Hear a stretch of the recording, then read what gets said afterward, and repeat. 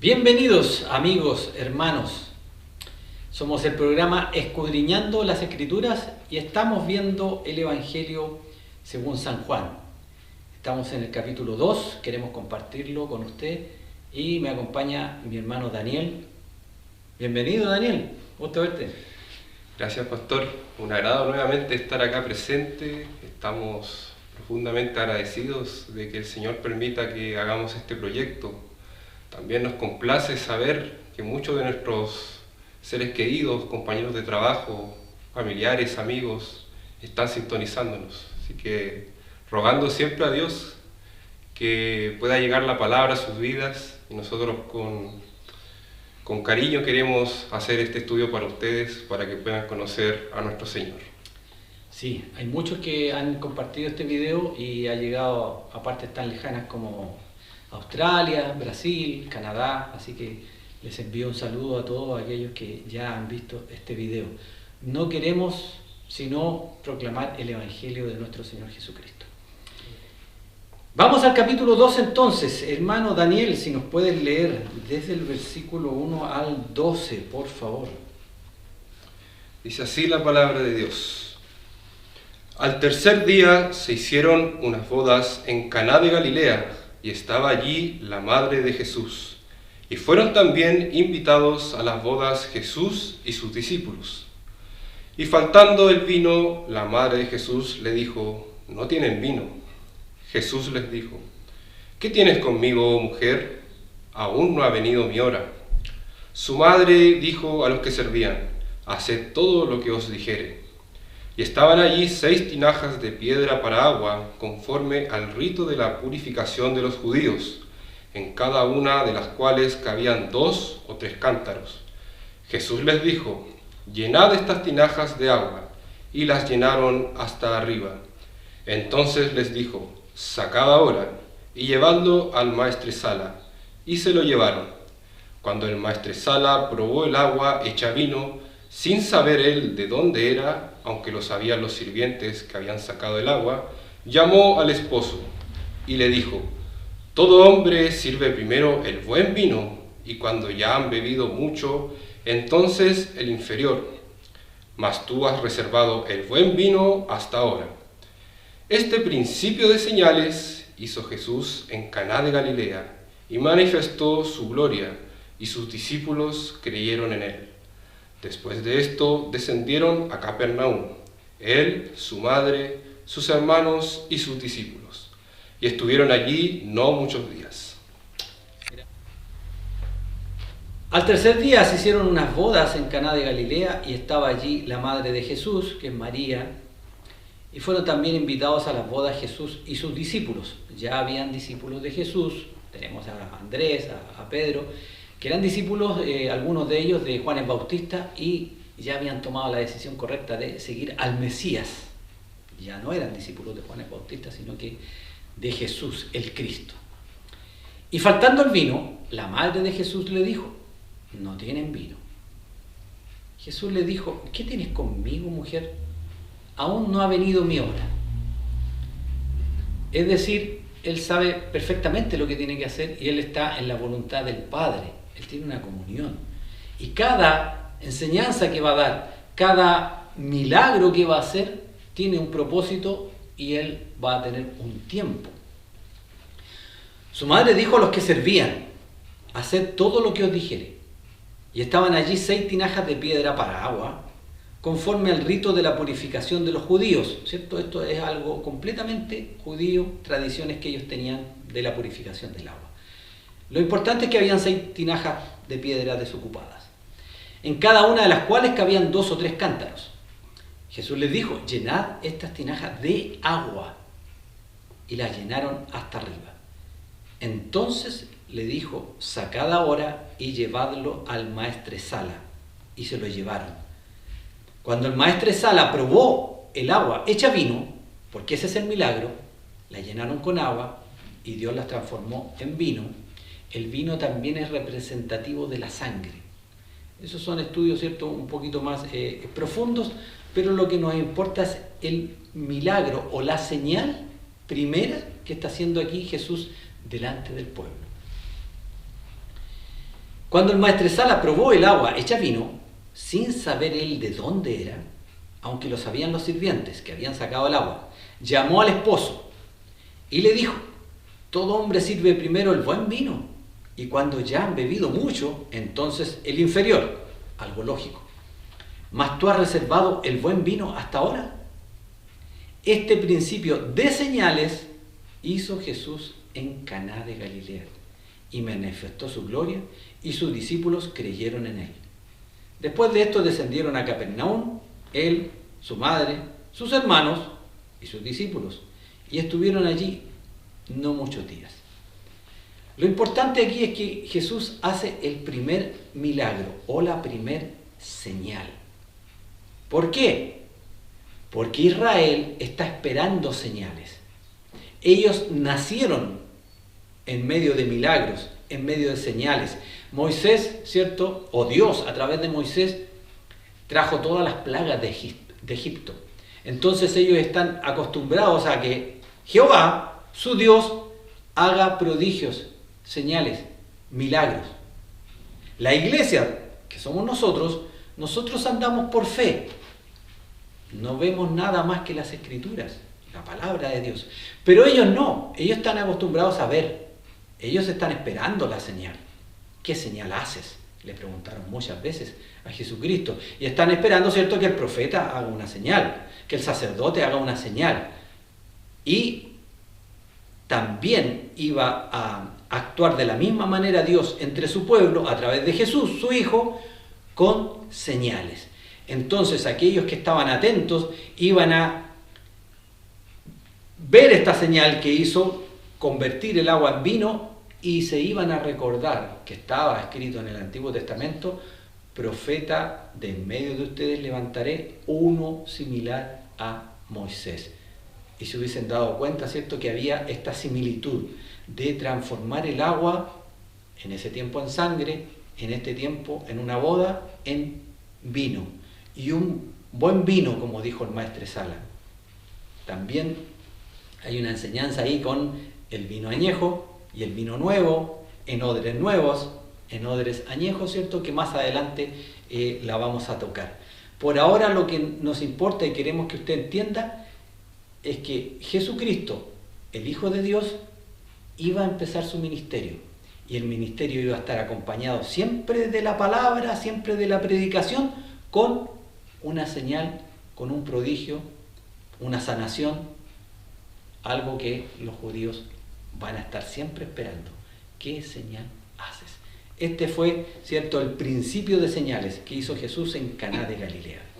¿Y quiénes le acompañaban? Su madre, sus hermanos, porque sí tuvo hermanos, sus discípulos, y estuvieron allí no muchos días. Hermano Daniel, continuemos con el capítulo 2. Léenos, por favor, desde el versículo 13 hasta el final. Amén. Estaba cerca la Pascua de los judíos, y subió Jesús a Jerusalén, y halló en el templo a los que vendían bueyes, ovejas y palomas, y a los cambistas allí sentados, y haciendo un azote de cuerdas, echó fuera del templo a todos, y las ovejas y los bueyes, y esparció las monedas de los cambistas, y volcó las mesas. Y dijo a los que vendían palomas: quitad de aquí esto, y no hagáis de la casa de mi padre casa de mercado. Entonces se acordaron sus discípulos que está escrito: el celo de tu casa me consume. Y los judíos respondieron y le dijeron: ¿qué señal nos muestras, ya que haces esto?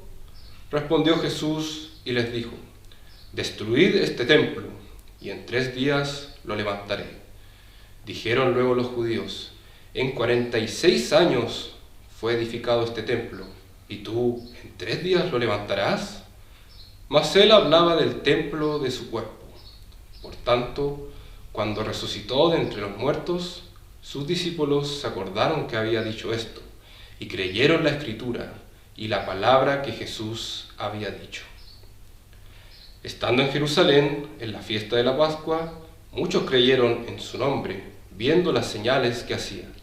Pero Jesús mismo no se fiaba de ellos, porque conocía a todos, y no tenía necesidad de que nadie le diese testimonio del hombre, pues él sabía lo que había en el hombre. Amén. Gracias, hermano. Estaba cerca la Pascua de los judíos, que no tiene nada que ver con la Pascua y la Navidad que acá en esta parte del mundo uno celebra o recuerda. Estaba cerca la Pascua de los judíos y subió Jesús a Jerusalén. ¿Cuál es la Pascua de los judíos? La Pascua de los judíos tiene que ver con la última señal que hizo Moisés entre el pueblo de Egipto, también los hebreos ahí presentes, porque Faraón no dejaba ir al pueblo a rendir culto a Jehová, y por eso Dios mandaba la plaga de las moscas, de las langostas, de las ranas, de la oscuridad. Y la última fue la muerte de los primogénitos. Iba a pasar el ángel de la muerte, y toda casa que no tuviese en su dintel en la puerta sangre de un cordero, tenían que pintar con la sangre, ¿cierto?, ese dintel de la puerta, y el ángel de la muerte no pasaba en esa casa, no moría el primogénito. Esa fue la última señal. Y esa instrucción le fue dada a los judíos: coman hierbas amargas, pan sin levadura, y el cordero, ¿cierto?, que iba a ser por familia, luego que, después que ellos pintaran con sangre el dintel, tenían que comer esa cena, y esa se llama la Pascua. Esa es la que ellos recuerdan cada año, es decir, cuando Dios los libertó de Egipto. Esa es la Pascua de los judíos, no tiene nada que ver, ¿cierto?, con nuestra Pascua. Entonces, esa Pascua en los tiempos de Jesús también se celebraba, y Jesús y sus discípulos también la iban a celebrar. Entonces subió Jesús a Jerusalén y halló en el templo de Jerusalén a los que vendían bueyes, ovejas y palomas, y a los cambistas allí sentados. Esto quiere decir que ya la manera de presentarse a Dios para que limpiara sus pecados con un cordero, porque eso tenían que hacer los judíos, tenían que presentar un cordero, el sacerdote degollaba al cordero y la sangre tapaba, cubría el pecado de esa persona. Estaba al día, estaba a cuentas con Dios. Y ese cordero tenía que tener ciertas características, ¿cierto? Tenía que ser perfecto, no podía ser manchado, no podía tener una oreja menos, no podía ser quebrado, tenía que ser el mejor de los corderos que la persona tuviera. Y tenía que ser un cordero de ellos. Tenía que tener, creo que 1 año, no recuerdo bien ahí todos los detalles, pero tenía que tener ciertas características, para que la persona que iba a presentar esa ofrenda sintiese, ¿cierto?, que la culpa de él por su pecado la iba a llevar ese corderito, que era inocente, que no tenía nada que ver, pero tenía que haber un apego con ese animal. ¿Qué pasó aquí? Que en los tiempos de Jesús ya esto era una religión. Entonces en el templo se vendían los bueyes, se vendían las ovejas, se vendían las palomas. Ya no era una paloma tuya, ya no era un cordero tuyo que tú criaste, que tú alimentaste, que tú viste día a día y que él iba a morir por ti. No, había una frialdad tremenda, como lo hay hoy en día con las religiones. Cada cual hace lo que quiere. En ese tiempo vendían los corderos. ¿Quién quiere cordero? Aquí yo te lo vendo, tantas piezas de plata, listo, ahí está, preséntalo por tu pecado. ¿Y qué conexión había con ese cordero? Ninguna, si lo compró aquí a la salida del templo. Ni lo conocía. Pagó por él y ahí él moría, ¿cierto? Y cubría su pecado. Entonces, esta religión que imperaba mucho en el tiempo de Jesús había apartado el corazón de los israelitas de Dios, porque ya hacían esto mecánicamente, ya comercializaban con esto. Por eso que viene este azote de cuerdas. Y haciendo un azote de cuerdas, Jesús echó fuera del templo a todos, y las ovejas y los bueyes, y esparció las monedas de los cambistas y volcó las mesas. Estaban muy enojados. Y dijo a los que vendían palomas: quitad de aquí esto, y no hagáis de la casa de mi padre casa de mercado. como hoy en día la mayoría de las religiones hace de la casa de Dios casa de mercado. Venden libros, venden estudios, venden lo que quieran vender. Nadie predica la palabra de Dios gratis. Nadie va a anunciar el evangelio gratis. Hay mucho comercio. Entonces se acordaron sus discípulos que está escrito: el celo de tu casa me consume, en el Salmo 69, 9. Ahí está profetizado, ¿cierto?, de que el Mesías se iba a manifestar e iba a decir en alguna oportunidad: el celo de tu casa me consume. Sin duda que él se enojó mucho porque no se hacía en el templo lo que se debía hacer, como Dios lo había dicho. No había una oración verdadera, no había un ayuno que ellos hacían verdadero, no había una entrega verdadera. Todo lo hacían mecánicamente, todo lo hacían porque tenían que hacerlo. Los fariseos lo hacían para ser vistos de los hombres, pero no había una conexión con Dios espiritual. Entonces se acordaron sus discípulos que está escrito: el celo de tu casa me consume. Y los judíos respondieron y le dijeron, fíjese una vez más, ¿qué señal nos muestras ya que haces esto? ¿Se da cuenta que los judíos siempre piden señal? ¿Ya? ¿Y qué significa esto? ¿Qué señal haces con esto que echas a todos del templo? Porque los echó a todos. ¿Qué señal nos muestras? Respondió Jesús y les dijo: destruid este templo y en 3 días lo levantaré. Esa era la gran señal que iban a tener. Dijeron luego los judíos: en 46 años fue edificado este templo y tú en 3 días lo levantarás. Mas él hablaba del templo de su cuerpo. Y esto lo dejó escrito después Juan cuando hizo el Evangelio. Pero en su momento no se les dijo a ellos que Jesús estaba hablando de su cuerpo como templo. Ellos se quedaron simplemente con esto. ¿Qué señal nos hace? Bueno, destruid este templo y en 3 días lo levantaré. Pero ellos no entendieron. Por tanto, cuando resucitó de entre los muertos, sus discípulos se acordaron que había dicho esto y creyeron la escritura y la palabra que Jesús había dicho. Eso es lo importante para nosotros. Nosotros no vamos a pedir señales, ni Dios nos va a dar señales tampoco. Nos da la escritura. Ellos creyeron la escritura y la palabra que Jesús había dicho. Lo que hizo Dios, lo que hizo Jesús, ahora es parte de la escritura. Eso tenemos que creer, usted y yo. En el capítulo pasado, en Juan 1:29, cuando Juan el Bautista vio a Jesús que venía a él, dijo: he aquí el Cordero de Dios que quita el pecado del mundo. Tiene que ver mucho con esto que estaban haciendo en el templo, presentando la ofrenda, presentando el Cordero. Dios ahora manda al Cordero, el Cordero de Dios, y que quita el pecado del mundo. No que lo cubre, que quita el pecado del mundo. Se llama Jesucristo.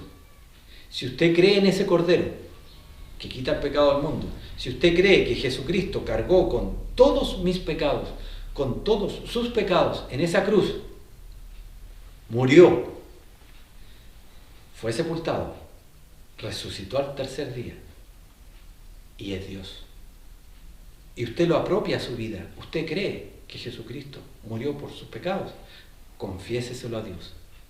Dígale: Señor, yo creo que Jesús murió por mis pecados en esa cruz.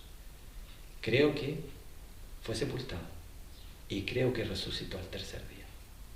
Usted se lo confiesa a Dios y Dios le da vida eterna. Lo hace su Hijo por la eternidad. Ese es el Evangelio de Jesucristo. El Evangelio no tiene que ver con los evangélicos. El Evangelio no tiene que ver con ninguna religión. El Evangelio es la buena noticia que Dios vino al mundo y dio su vida por nosotros, cargando todos los pecados de la humanidad. Si usted lo cree, confiéseselo a Dios y Dios le va a dar vida eterna. Para creerlo, tiene que escuchar la palabra de Dios, tiene que leer la palabra de Dios, para que llegue fe a su vida. Y por eso que predicamos el Evangelio, para que llegue fe a la vida de todos los que están escuchando este video.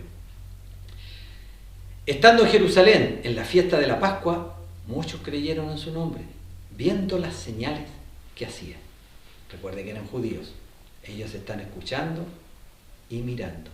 Nosotros simplemente escuchando y creyendo por fe. Pero Jesús mismo no se fiaba de ellos, porque conocía a todos. ¿Por qué Jesús los conocía a todos? Porque es Dios. Y no tenía necesidad de que nadie le diese testimonio del hombre, pues Él sabía perfectamente lo que había en el hombre. ¿Y qué es lo que hay en nosotros? Pecado. ¿Qué hay en nosotros? Incredulidad. Pero Dios, aun siendo pecadores, murió por nosotros, para que la sangre santa de Jesucristo quitara todos nuestros pecados. Ahora, cuando usted lo cree, se hace efectivo en su vida. Gracias por sintonizarnos. Vamos a quedar hasta acá. El próximo episodio tomaremos el capítulo 3 de Juan. Gracias, Daniel, por acompañarnos. Gracias, pastor. Muchas gracias, querida audiencia, queridos amigos, esperando que puedan sintonizar el siguiente episodio. Estaremos estudiando el capítulo número 3 del Evangelio según San Juan, un capítulo muy importante, donde hay mucho evangelio, mucho que aprender, mucho que tenemos que reflexionar. Es un capítulo muy importante, esperando que puedan sintonizarnos. No olviden compartir este video con todos sus amigos, familiares. Nos estaremos viendo pronto. Dios los bendiga. Que Dios les bendiga.